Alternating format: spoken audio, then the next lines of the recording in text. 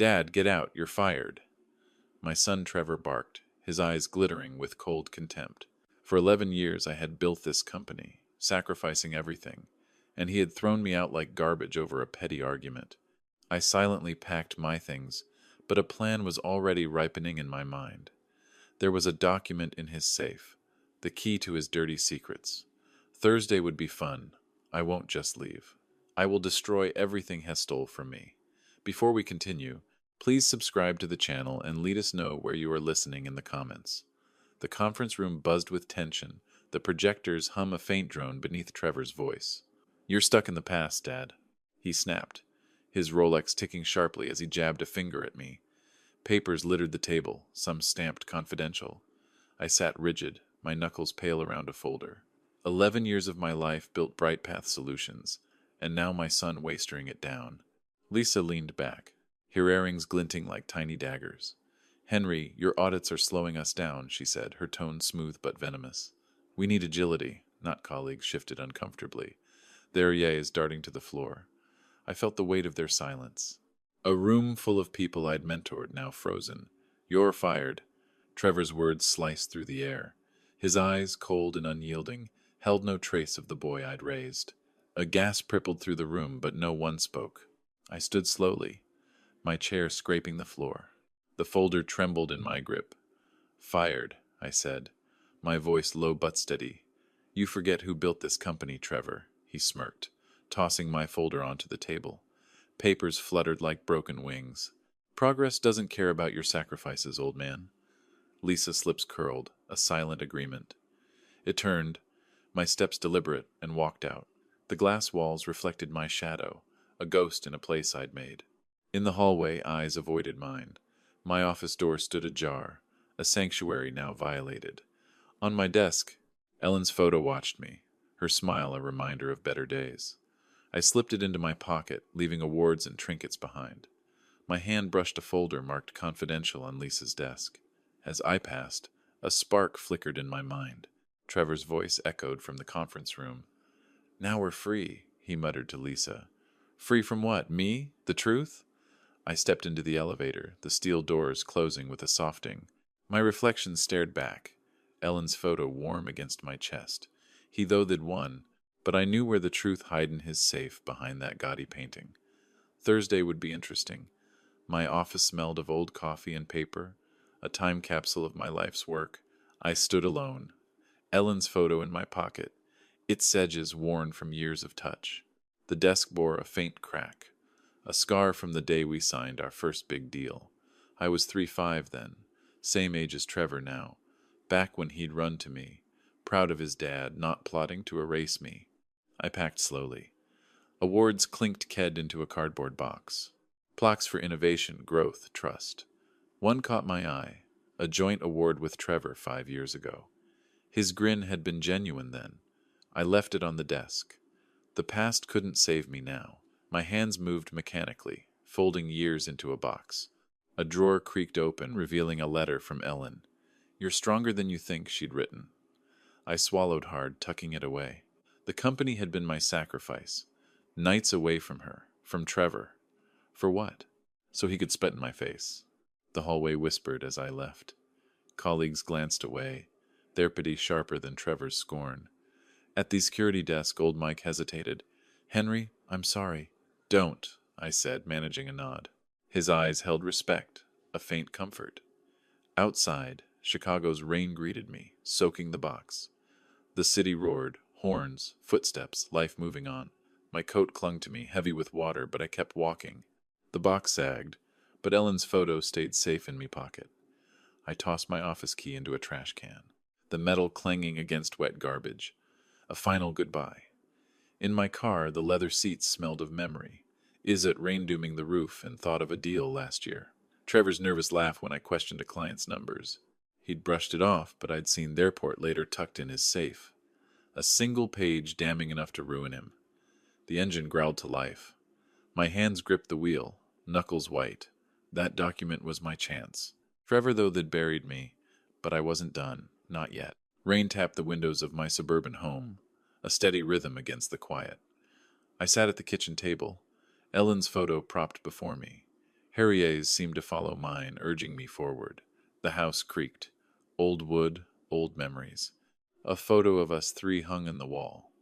Me, Ellen, Trevor at 10 laughing at a fair. That boy was gone. A month ago I'd stood in Trevor's office. He'd been rifling through papers, his face tight when I entered. Behind that Tugly painting, a safe inside a report. Its numbers screaming fraud. Tax evasion may be worse. He'd slammed the safe shut, but not before I saw that document was my weapon now. I paced the living room, floorboards groaning. My office key.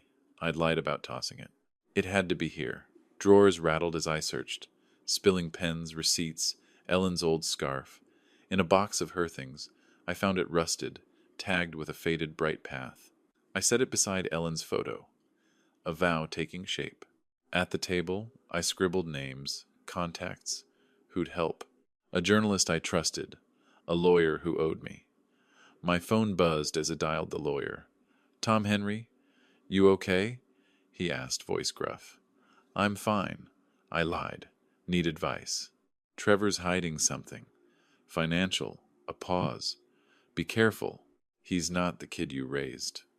Tom's warning hung heavy as I hung up. Was I ready to destroy my son? The question noted, but Ellen's face steadied me. She'd want justice, not mercy. I pictured the safe, its combination a puzzle I'd solve. The document inside held Trevor's secrets and Lisa's too, no doubt. My coffee cup tipped, brown liquid pooling on the table, a mess like what was coming. I grabbed my coat, the key cold in my palm. Tonight, I take back what was mine. The back door of Bright Path Solutions loomed before me, its metal frame slick with the night's earlier rain. My old key felt heavy, its rusted edge biting into my palm. I glanced at the alley, empty, save for a stray cat darting past. Trevor's save flashed in my mind. That report hidden behind his tacky painting. I'd seen him shove it there, his hands shaky. A month ago. Tonight, I'd take it back. The key turned with a reluctant groan. I froze. The hinges squeaked loud in the silence. No alarms, no footsteps. I slipped inside. The corridor dark, lit only by flickering exit signs. My shoes whispered on the tile, each step a gamble. Cameras blinked above, but I knew their blind spots. Years of walking these halls taught me that. Trevor's office was at the end, its door a slab of polished wood. My heart thudded, but my hand stayed steady. Inside, the room smelled of his cologne, sharp and smug. The painting, a gaudy abstract, hung above his desk. I eased it off the wall, wincing as the frame grazed the floor. The safe stared back, its dial cold under my fingers. I tried Trevor's birthday. The irony bitter. Click! I'd opened. The report lay inside.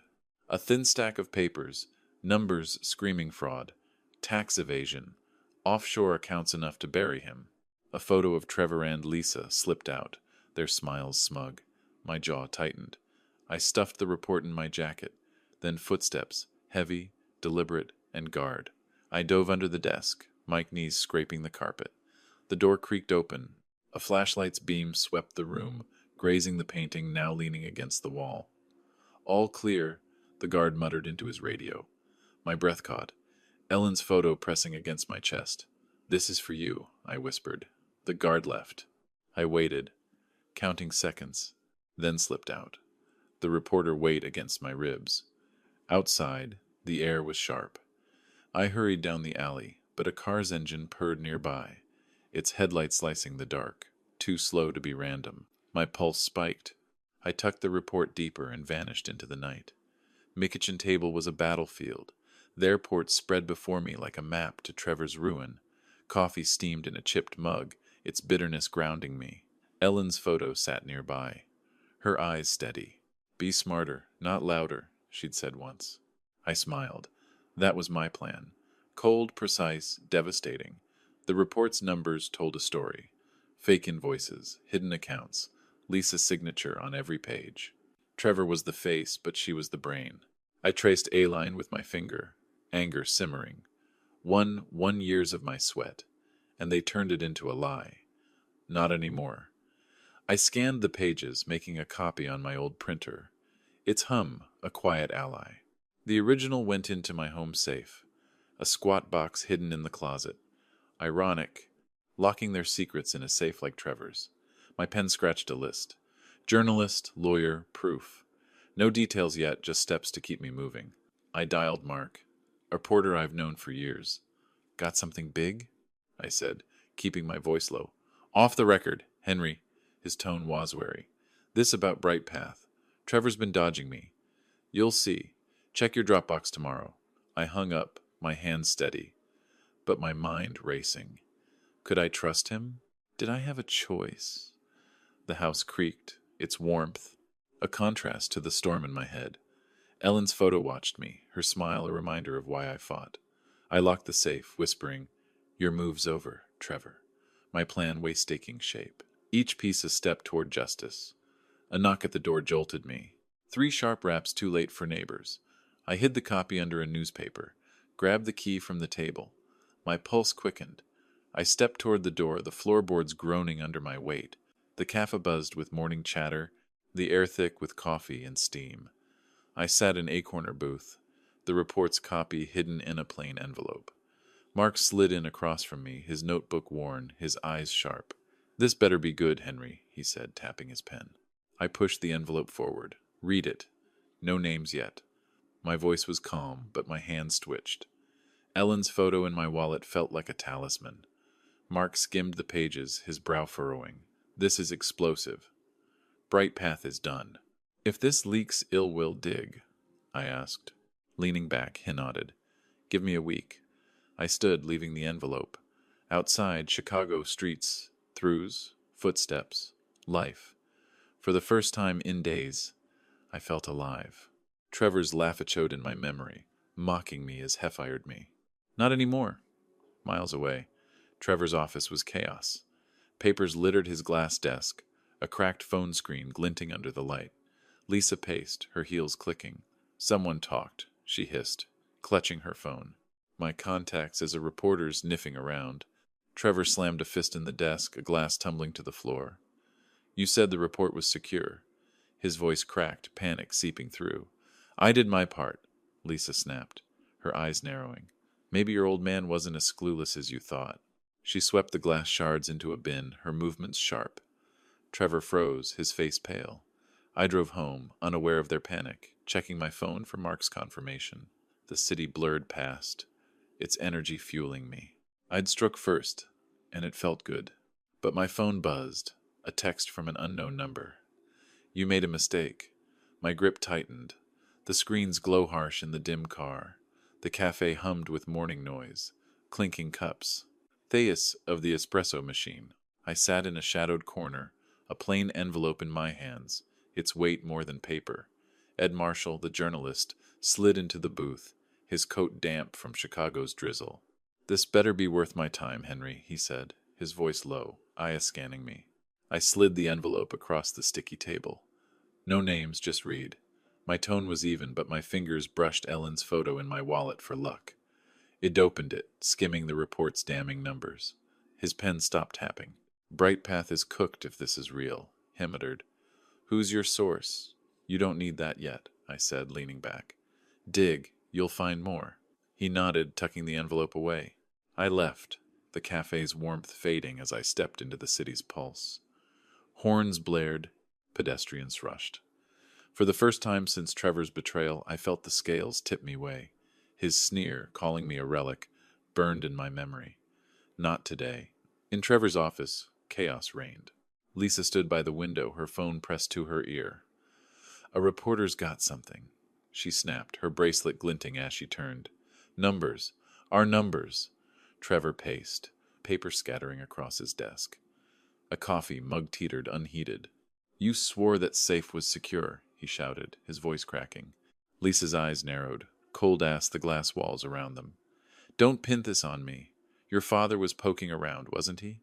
Trevor froze, his face paling. He yanked open the safe, finding only dust where the report had been. I drove home, oblivious to their panic, checking my rear view for tails. The city's rhythm fueled me. My first strike had landed. Ellen's photo, tucked close, felt like her nod of approval. My phone buzzed. A text from an unknown number. "You're playing a dangerous game." My hands tightened on the wheel, the road ahead blurring, Trevor's officer of desperation, the air heavy with his cologne and Lisa's perfume. The safe gaped open, empty. "It's gone," Trevor whispered, his hands trembling as Hes slammed the door shut. Lisa leaned against the desk, her nails tapping a sharp rhythm. "We need to find who did this." Now she dialed a number, her voice icy. "Vaughn, it's me. Someone stole from us. I want names." The private detective on the line grunted agreement. "Start with Henry Collins," Lisa added, glancing at Trevor.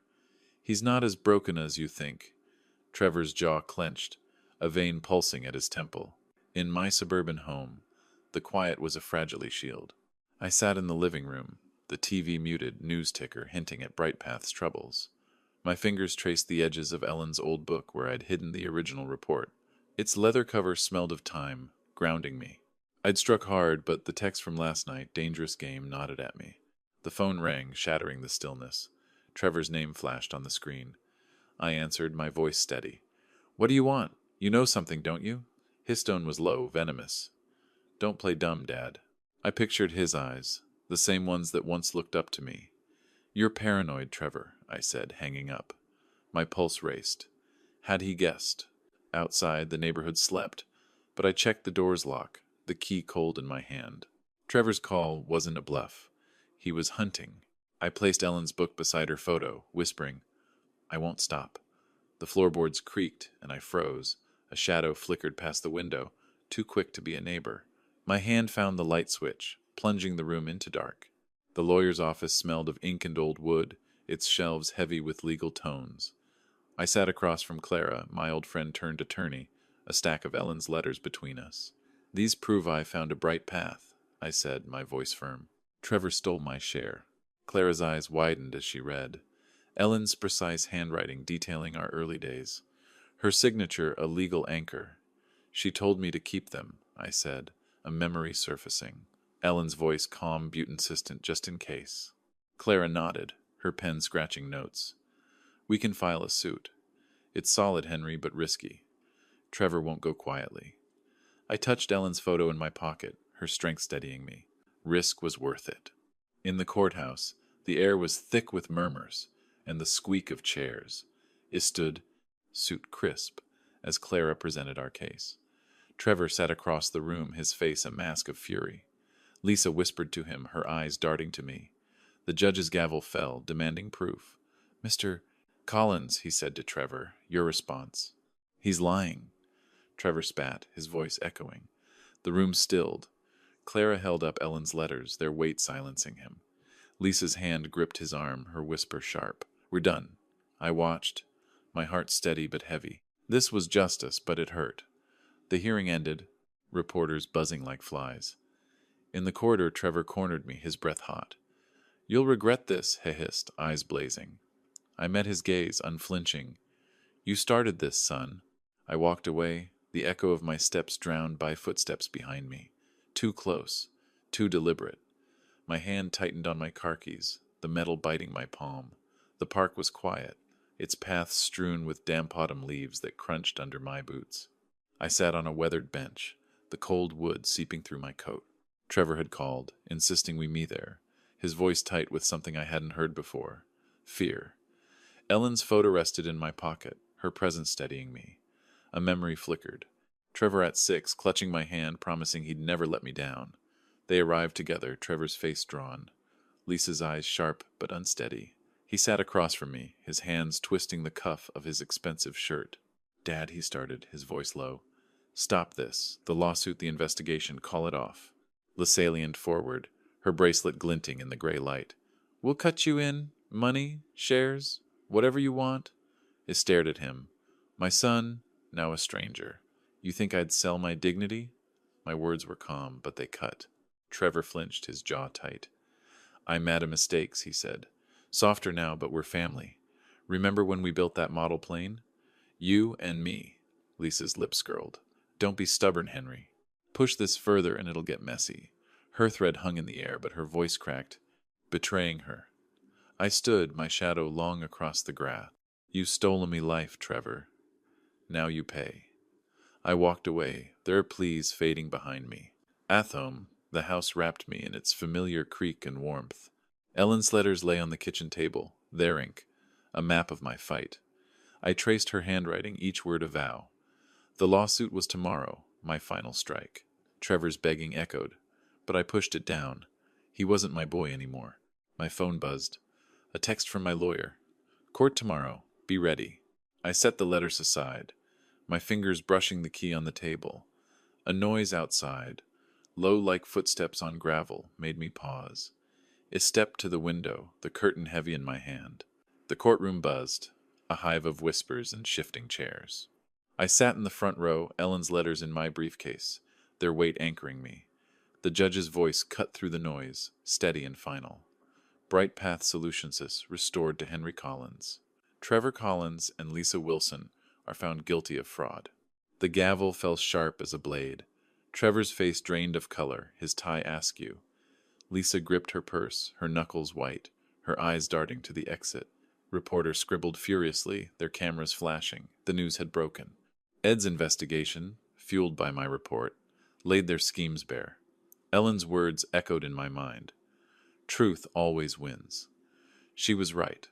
Handcuffs clicked as officers approached. Trevor's shout, "This is a lie," bounced off the marble walls, but it was hollow.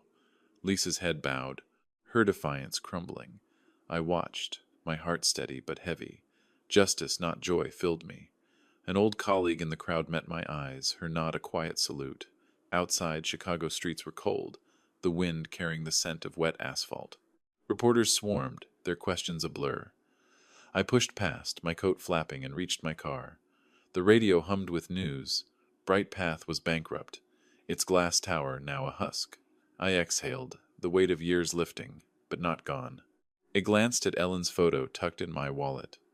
Almost done, I whispered. Her smile held me together. My phone rang, the screen glowing with an unknown number. I hesitated, my thumb hovering over the answer button, the city's pulse loud around me. The cemetery was still, its air heavy with the scent of earth and fading flowers. I stood before Ellen's grave, her photo in my hand, its sedges soft from years of touch. The stone was cool under my fingers as I spoke. It's over, love. The company smiled again. Trevor and Lisa, they're redone. A breeze stirred the leaves, her answer in the silence. I'd chosen justice, not forgiveness. Justice should taught me to stand tall. A memory surfaced, Ellen laughing as we danced in our old kitchen, her voice promising we'd face anything together. I'd kept that promise. The lawsuit, the report, her letters, they brought truth to light. I knelt, planting a small flower be her stone, its roots a new beginning. At home, the house welcomed me with its familiar creak. Ellen's letters rested on the table, their work done. I wouldn't rebuild Bright Path. Its assets would go to charity, schools, shelters, places that mattered. My lawyer called, confirming the transfer. You're free, Henry, he said. I smiled, sinking into my armchair, its leather warm. The fight had changed me, but peace settled now, soft as evening light. I placed Ellen's photo on the mantel, her eyes bright. My phone buzzed. A letter in the mail from an old friend offering a new project. I left it unopened, the envelope catching the sunset's glow. Outside, the world hummed, but I was still, my hand resting on the key that had unlocked so much. If you like this story, please like this video, subscribe to the channel, and share your impressions of this story in the comments. To listen to the next story, click on the box on the left. Thank you for watching.